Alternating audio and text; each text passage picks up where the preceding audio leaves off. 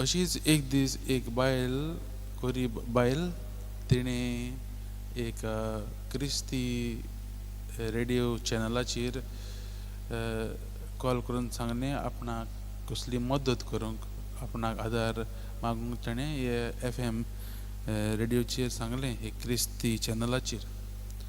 आनी एक मनीस जो हें आयकतालो हें चॅनल आयकतालो जो हो मनीस अनभरती आसलो आनी धर्म पाडनासलो ताणें येवजिल्लें हे बायलेक पिश्यांक काडूंक हे बायलेचेर कडेन एक प्रँक कसो खेळोंक ताणें येवजिल्लें आनी ताणें कितें केलें आपल्या सॅक्रेटरीक आपयलो आनी म्हणलें हे बायलेचे एड्रेस बी घेतलें आनी म्हणलें एक थोडें जेवण घे आनी हे बायलेचे घरा वच आनी तिका तें जेवण दी. आनी हे बायलेन विचारल्या जाल्यार तिका सांग हें कोणें जेवण दिलां काय म्हणून विचारलें जाल्यार तिका सांग हें जेवण देंवचारान धाडलां म्हणून. आनी अशें न्हू तसो सॅक्रेटरी जेवण घेवन गेलो आनी हे बायली लागीं दिवंक गेलो तेन्ना तेणें ताका दिलें वचून. आनी ही बायल खुशाल बरी जाली आनी हे बायलेन कांय पडनासतना हें जेवण घेतलें आनी ती आपल्या धाकटुल्या घरान भितर वेताली तेन्ना ह्या सॅक्रेटरीन ताका विचारलें तुका कळोंक नाका हें कोणें धाडलां तें हें जेवण धाडपाचो मनीस कोण तो बी कोण नाका तुका.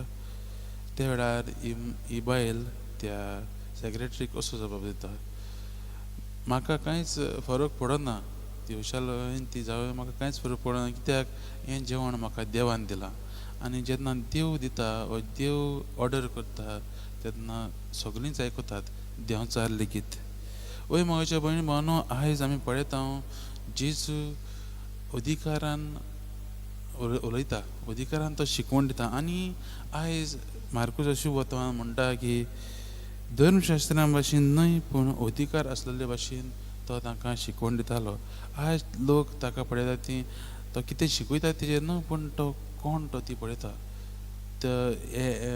ती लोक देवस्थानांत येतालीं शिकवण घेवंक आनी हे धर्मशास्त्री मोइजेसाच्या कायद्या प्रमाणें जें कितें शास्त्रां कितें दिल्लें आसा तें शिकयताले. पूण आयज ती जेजूक पळयता की ती जेजू एक अधिकार आसलेल्या भाशेन देवाची ताका ओळख आसलेल्या भाशेन तो तांकां शिकयता आनी ती सगळीं अजप जातात. आनी मागीर मुखार आमी पळयता थंयच एक मेडो आत्मा आसलो बसलो मनीस आसलो ताका तो बरो करता. आनी हें पळोवन ती आनिकूय अजप जाता कित्याक अधिकारान तो ताचें हें हे मेड्या आत्मे देखून ताचे आयकतात.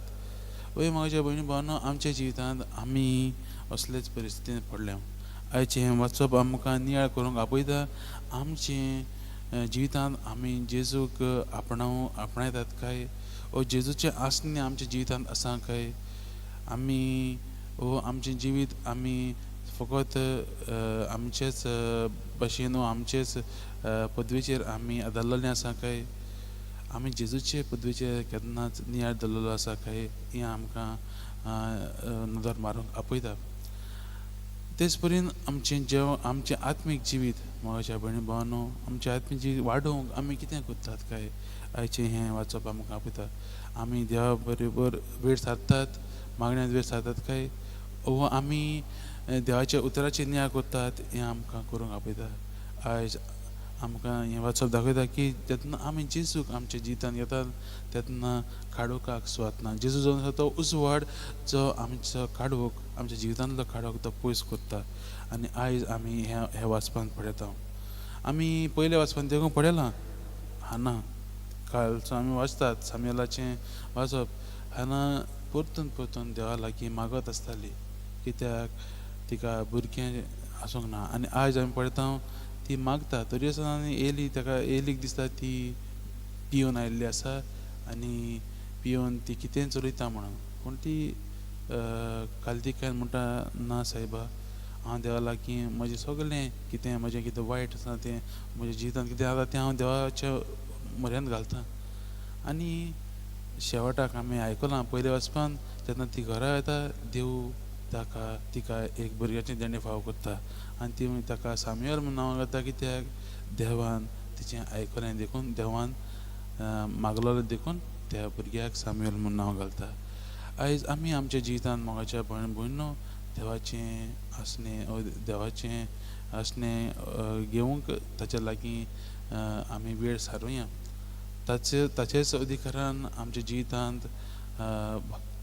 बरेंपण येतलें तर आमी ताचेरच विस्वास दवरुया, ताचेरच भावार्थ दवरुया आनी आमचें आख्खें जिवीत ताच्या हातांत आमी घालुया.